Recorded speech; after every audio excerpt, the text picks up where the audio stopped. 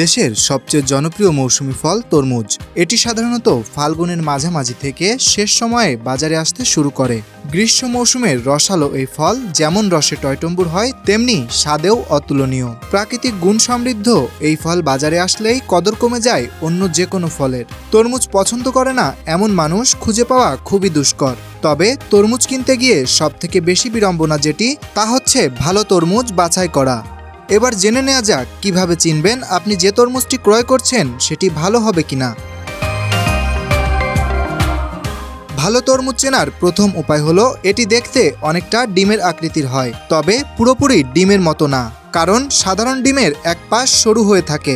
আবার এক্ষেত্রে খেয়াল রাখতে হবে তরমুজ ডিম আকৃতির হলেও যেন উভয় পাশ সমান হয়, কারণ তরমুজ সঠিকভাবে পুষ্টি পেলে এটি সমানভাবে বৃদ্ধি পায়।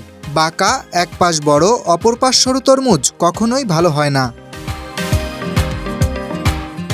তরমুজ কেনার সময় গায়ে বড় ধরনের হলুদ দাগ আছে কিনা সেটা দেখে যাচাই করে নিতে হবে। এতে তরমুজটি সম্পূর্ণ পাকা ও রসালো হয়েছে কিনা তা বোঝা যায়। জমির উপর অনেক দিন থাকার ফলে তরমুজের গায়ে এই ধরনের হলুদ দাগ হয়। এতে বোঝা যায় পাকার পর জমি থেকে সংগ্রহ করা হয়েছে তরমুজটি। কেনার সময় অবশ্যই ভারী তরমুজ বাছাই করতে হবে, কারণ পাকা তরমুজের প্রচুর রস থাকায় তরমুজ ভারী হয়। আর যদি ফাঁপা মনে হয় তাহলে বুঝতে হবে এটি অপরিপক্ক থাকার ঝুঁকিতে রয়েছে।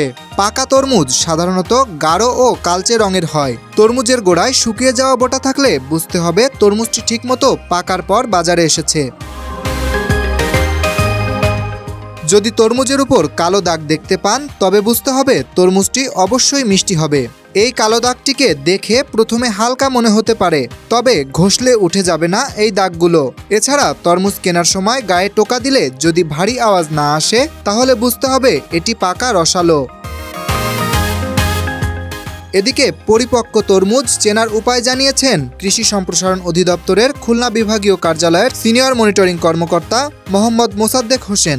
এ বিষয়ে তিনি বলেন, তরমুজের পেছনের দিকে ফুলের অংশ থাকে, পরিপক্ক হলে তা অনেকটা ছোট হয়ে যায়। কখনো কখনো ফুলের অংশ দৃশ্যমান না হয়ে ভরাট ও উঁচু দেখা যায়। এছাড়া ভালো তরমুজের পেটের অংশে হালকা হলুদ বর্ণ আসবে। বোটাও দেখতে হবে অ্যাশ রঙের, আর আঘাত করলে ড্যাব ড্যাব শব্দ অনুভূত হবে।